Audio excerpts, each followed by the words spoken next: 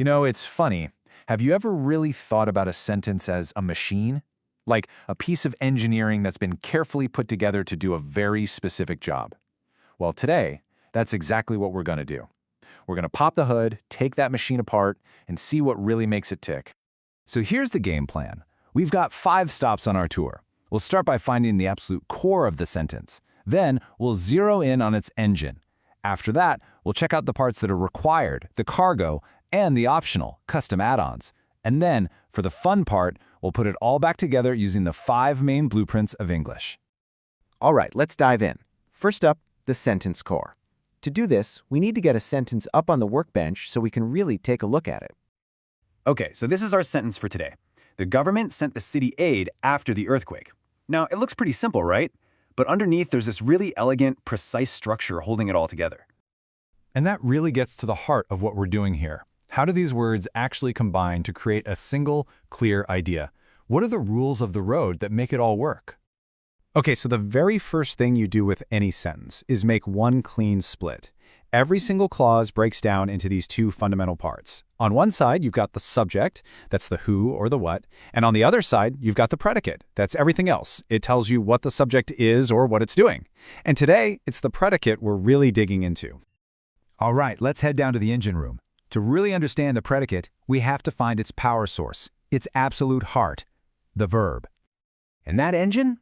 That has a name. It's called the simple predicate. It's literally just the verb or verb phrase with everything else stripped away. Think of it like the motor itself, pure and simple, before you attach any other parts. And this is where it gets really cool. There's this super strict, unbreakable rule about the order of a verb phrase.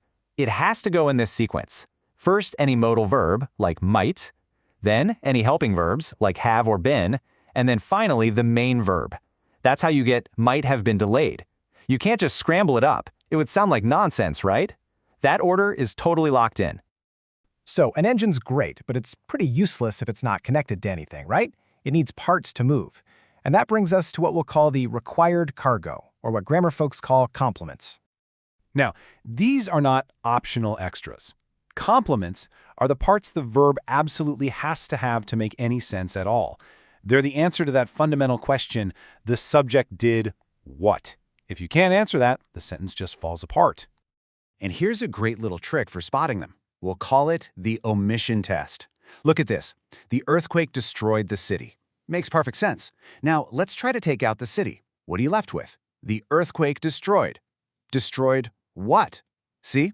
The verb is left hanging. The sentence is broken. That's your proof that the city is a required part, a complement. Okay, this next one is a really important, kind of subtle point. On the left, you have Lynn gave her a pen. That word her is an indirect object. It's stuck in that spot, right between the verb and the direct object, which makes it a required part. But look at the right side.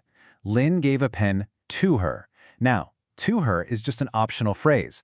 That fixed position is the big clue that you're dealing with a complement. All right, here's another awesome tool for your kit, the 2B substitution test. Check this out. The quiche tasted better. Now, let's swap out tasted for a to-be verb like was. The quiche was better. Hey, that works. That tells you tasted is acting as a linking verb here. But now try this one. The toddler tasted the snowflake. Swap in was. The toddler was the snowflake? That's just silly, right? Complete nonsense. And that tells you tasted is an action verb in this case. Pretty neat, huh? So, what's the big takeaway here? It's that the verb is the boss. The verb itself dictates what other parts are required.